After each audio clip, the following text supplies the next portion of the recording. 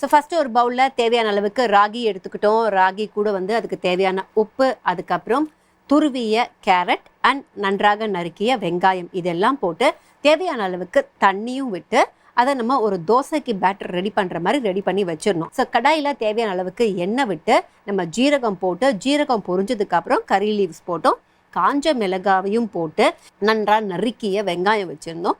வெங்காயத்தை ஆட் பண்ணி வெங்காயம் வதங்கினதுக்கப்புறம் சாப் பண்ண பூண்டு இருந்துச்சு, சாப் பண்ண பூண்டை போட்டு இது எல்லாமே நல்லா ஃபைனாக சால்ட் பண்ணதுக்கப்புறம் நம்ம ஸ்ட்ரைட்டாகவே சிக்கன் எடுத்தோம். சிக்கனை ஆட் பண்ணிவிட்டு சிக்கனில் உப்பு அண்ட் நமக்கு மஞ்சள் தூள் இது ரெண்டுத்தையும் போட்டு கொஞ்சம் பச்சை வாசனை போகிற வரைக்கும் குக் பண்ணிவிட்டு அதுக்கப்புறம் நம்ம இடித்து வச்ச பெப்பர் வச்சுருந்தோம். பெப்பரையும் ஆட் பண்ணி கொஞ்சம் குக் ஆனதுக்கப்புறம் தேவையான அளவுக்கு தண்ணி விட்டு க்ளோஸ் பண்ணி வச்சுட்டோம். ஸோ இதுக்கப்புறம் பார்த்தீங்க அப்படின்னா நம்ம ஆல்ரெடி ரெடி பண்ணி வச்சுருந்த பேட்டர் இருந்துச்சு இல்லையா, அந்த ராகி பேட்டரை தவா வச்சு தவா ஹீட் ஆனதுக்கப்புறம் அதை தோசையாக வாத்து எடுத்து வச்சுட்டு இதுவும் இந்த கிரேவி தண்ணி நம்ம ஊற்றினோம்ல அதெல்லாம் ட்ரை ஆனதுக்கப்புறம் எடுத்து வச்சிட்டிங்க அப்படின்னா pepper chicken with ragi dosa is ready.